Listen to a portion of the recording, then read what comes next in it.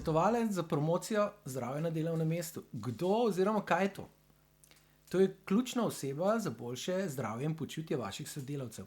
In neke vrste organizacijski zdravnik. Pa še nekaj malega več kot to.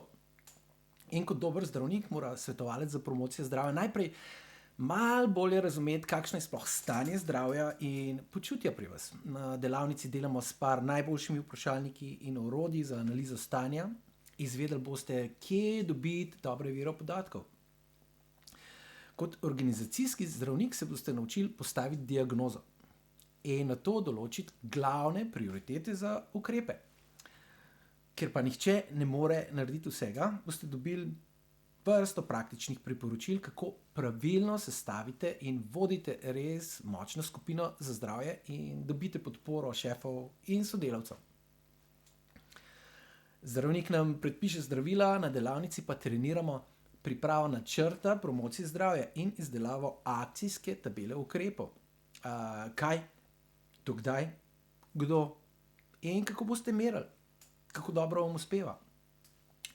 Predstavil vam številne konkretne primere praktičnih ukrepov promocije zdravja iz Slovenije, Evropske unije, na primer glede obolenj kostno-mišičnega sistema in vezivnega tkiva, glede obvladovanja stresa, kako motiviramo in ozaveščamo sodelavce, glede druženja in medosebnih odnosov ranljivih skupin, preprečevanja poškodb.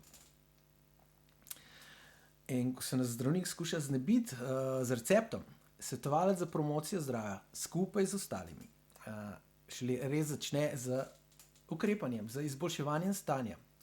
In zato je svetovalec še nekaj več kot običajen zdravnik. Saj tekoče koordinira aktivnosti, sodeluje, spodbuja, da se sodelavci čim bolj vključujejo v nabor ukrepov, ki so jih nenazadnje tudi sami pomagali sooblikovati. In seveda kontrolira pa spremlja uspehe. Na delavnici boste imeli veliko priložnost za trening. Najprej predstavim nekaj teorije, bistvo, potem pa gremo skozi številne praktične primere, dobre prakse in nato sledi vaš trening na študijah primerov ali pa konkretno na primeru vaše organizacije. Ker delamo v manjših, zelo aktivnih skupinah, boste imeli res veliko možnosti dobiti konkretno svetovalno pomoč. Kaj narediti? Pa če ste na primer majhna upravna enota z 20 zaposlenimi ali pa veliko proizvodno podjetje s par tisoč ljudmi. Torej, bodoči svetovalci za promocijo zdravja, dobrodošli na delavnici in upam, da se kmalu vidimo.